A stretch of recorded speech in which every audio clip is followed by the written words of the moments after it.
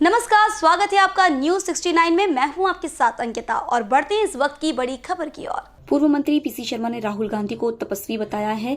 पूर्व मंत्री पीसी शर्मा का कहना है कि राहुल गांधी भारत जोड़ने के लिए यात्रा पर निकले हैं। कश्मीर से कन्याकुमारी तक उनकी यात्रा है। मध्य प्रदेश की जनता ने उनका अभिवादन किया और बिना बुलाए हुए भीड़ ने उनका स्वागत किया। मध्य प्रदेश में सफलतापूर्वक भारत जोड़ो यात्रा रही। पूर्व मंत्री पीसी शर्मा ने कहा कि महात्मा गांधी ने अंग्रेजों से भारत को आजाद कराने के लिए पर ये यात्रा की थी और राहुल गांधी इस देश से बेरोजगारी, महंगाई, नफरत को मिटाने के लिए ये यात्रा कर रहे हैं। पीसी शर्मा ने बीजेपी सरकार पर आरोप लगाते हुए कहा कि भारत जोड़ो यात्रा के दौरान प्रशासन ने किसी प्रकार की सहायता नहीं की और न ही किसी व्यवस्था में साथ दिया। पूर्व मंत्री पीसी शर्मा ने चिकित्सा शिक्षा मंत्री विश्वास सारंग पर भी निशाना साधा। पीसी शर्मा ने कहा कि हिंदुत्व के मामले पर राहुल गांधी से अधिक किसी को बात करनी है तो प्रधानमंत्री या आरएसएस प्रमुख मोहन भागवत बात करे।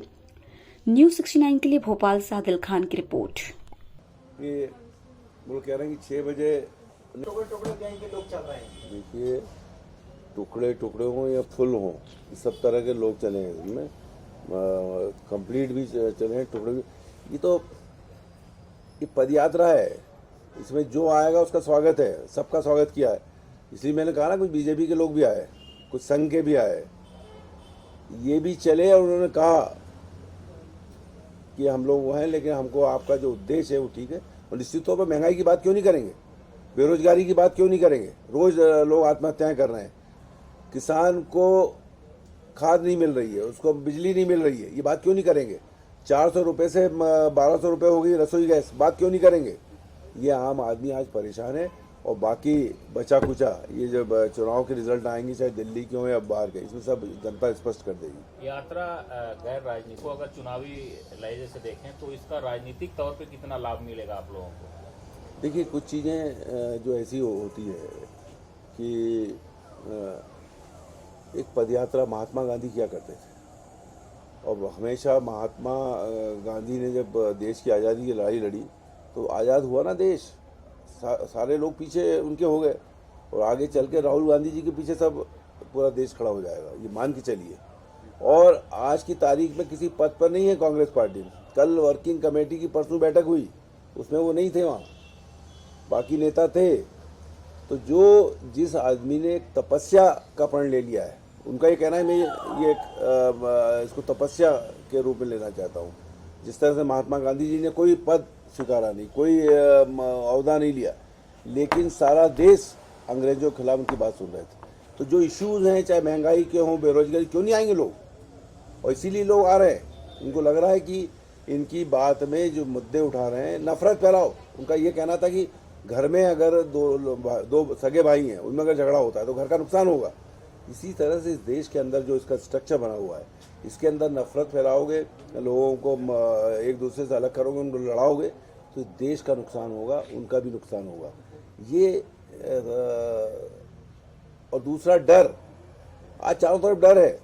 आप चाहे मीडिया हो चाहे आम आदमी, उनमें एक डर पैदा कर दिया गया है। उनके डर से बाहर आओ, किसी से भी डरने की आवश्यकता नहीं है। भगवान शिव का एक ही वो है कि डरो मत। उस संकल्प को लेके चली हुई ये तपस्या है और तपस्याओं के रिजल्ट पॉजिटिव आते हैं, तो चाहे किसी संदर्भ में। रिजल्ट पॉजिटिव आएगा मतलब ये यात्रा राहुल गांधी को प्रधानमंत्री बना देगी।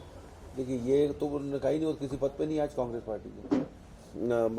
और एक एमपी हैं और साधारण मेंबर हैं कांग्रेस पार्टी के। लोग कहते थे कि वही बनेंगे अध्यक्ष, उनकी बात गलत हो गई। एससी कमेटी का अध्यक्ष बना है खड़गे जी, उससे लोग परेशान हैं। तो कुल मिला के राहुल गांधी जी का जो एम मकसद है वो इस देश को जोड़ने का है। बीजेपी ने ये भी कहा कि देश टूटा कहाँ है। अरे भाई, महंगाई होगी तो लोगों के घरों में खाना नहीं पकेगा और लोग बेरोजगार होंगे, उनको नहीं मिलेगा। तो टूटा हुआ है ना, वो घर टूटे हुए हैं, उन सबको जोड़ना है। मतलब ये सब चीज़ें खत्म होगी तो देश जुड़ेगा। ये भारत जोड़ो है और इसीलिए एक हमारा वो है कि ये राहुल गांधी नहीं, ये आंधी है। जो पदयात्रा करे वो गांधी है, चाहे वो महात्मा गांधी हो चाहे राहुल गांधी हो। राहुल गांधी को चैलेंज कर रहे हैं विश्वास सारंग की, वो जो है बहस कर ले हिंदू और हिंदुत्व के मुद्दे पर। राहुल गांधी आज एक तपस्वी हो गए, जो 3700 किलोमीटर की यात्रा कन्याकुमारी से कश्मीर तक कर रहे हैं। और 25 किलोमीटर रोज चलना, कंटेनर में सोना, जिसके घर के 3 प्रधानमंत्री रहे, और एक अहंकार से भरे हुए भारतीय जनता पार्टी के मंत्री चैलेंज कर रहे हैं धर्म पे बात करने की, तो ये शंकराचार्य हो गए हैं क्या? ये राहुल गांधी के पैरों की धूल के बराबर भी नहीं है। उनको करना है किसी को चर्चा तो करें नरेंद्र मोदी जी, भागवत जी, उस लेवल के जो पार्लियामेंट मेंबर हैं राहुल गांधी जी कई बार के, और हमने देखा उनको ज्ञान धर्म के मामले में कूट कूट के भरा हुआ है उनके दिमाग। इस तरह की पदयात्राएं 3700 किलोमीटर की अगर आज़ादी की लड़ाई में महात्मा गांधी जी ने की थी, और आज अगर कोई कर रहा है तो राहुल गांधी जी कर रहे हैं। और इश्यूज हैं, उस समय आज़ादी गुलामी ख़त्म करना था, आज ये गुलामी ख़त्म करना है, ये महंगाई की गुलामी, ये बेरोजगारी की गुलामी, इन सब की बात कर रहे हैं। और नफ़रत, उनका कहना है घर में अगर दो भाई हैं, अगर उनमें टेंशन और नफ़रत होगा तो वो परिवार नहीं चल पाएगा। उसी तरह देश के अंदर नफ़रत ख़त्म हो, बेरोजगारी ख़त्म हो, महंगाई ख़त्म हो, आम आदमी को न्याय मिले, किसान को न्याय मिले, उसको उसकी फसल की पूरी मूल्य मिले, उसको बिजली मिले, पानी मिले, बेरोजगार को रोजगार मिले। ये इश्यूज हैं, महंगाई के खिलाफ इशू है। मैं समझता हूँ कि ये इस तरह से पदयात्रा करके इन इश्यूज को उठाना, जिसमें लाखों लोग आके उनसे मिलना चाह रहे हैं, बात कर रहे हैं, और ये नॉन पॉलिटिकल है पूरी पदयात्रा। जो इश्यूज आज विद्यमान हैं उन इश्यूज की बातचीत हो रही है। इस खबर पर आपकी क्या राय, हमें कमेंट सेक्शन में जरूर बताएं। तब तक के लिए धन्यवाद।